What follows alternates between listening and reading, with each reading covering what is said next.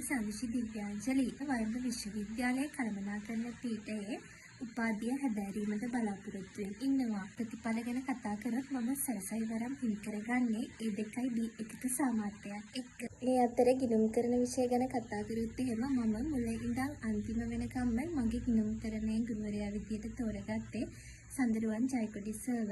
ගිණුම් කරනේ විෂයට ඒ සාමාර්ථයක් ගන්න මම වගේම මගේ සර්ත් ගොඩක් මහන්සි වුණා. දැනුම වගේම මනුස්සකම අතිනුත් සර් කියන්නේ ගොඩක් පොහොසත් කෙනෙක් කියලා කිව්වොත් මම හරි. මම සර්ගේ ක්ලාස් පටන් ගත්ත දවසේ ඉඳන් අන්තිම වෙනකම්ම සර්ත් එක්ක ක්ලාස් එකේ හිටියා. හැමදාම ක්ලාස් ගියා. ඉතින් ඔයාලටත් සර්ත් එක්ක වැඩ කරගෙන යද්දී හිතෙන්න පුළුවන් සර් උගන්වන දේවල් අමාරු වැඩි, සර්ගේ විෂය කරුණු ගැඹුරු වැඩි, සර්ගේ පේපර්ස් අමාරුයි කියලා. ඉතින් මම නම් කියන්නේ කොහොම හරි අල්ලගෙන ඉන්න ඔයාගේ සර්වත් ගොඩක් විශ්වාස කරන්න. ඉතින් මට දැනෙන විදිහට නම් සර් කියලා කියන්නේ අපි ගෙවන පන්ති ගාස්තුවටම සීමා වෙච්ච කෙනෙක් නෙමෙයි. මොකද අපිට නැති බැරි වෙලාවකදී වුණත් සර් අපිට උදව් කරන අපි ගෙවන ගාස්තුවට එහා කැපවීමෙන් ලොකු වගකීමකින් මහන්සි වෙලා වැඩ කරන කෙනෙක්. ඇත්තටම අද සමාජයේ එහෙම ගුරුවරු ඉතාම අඩුයි.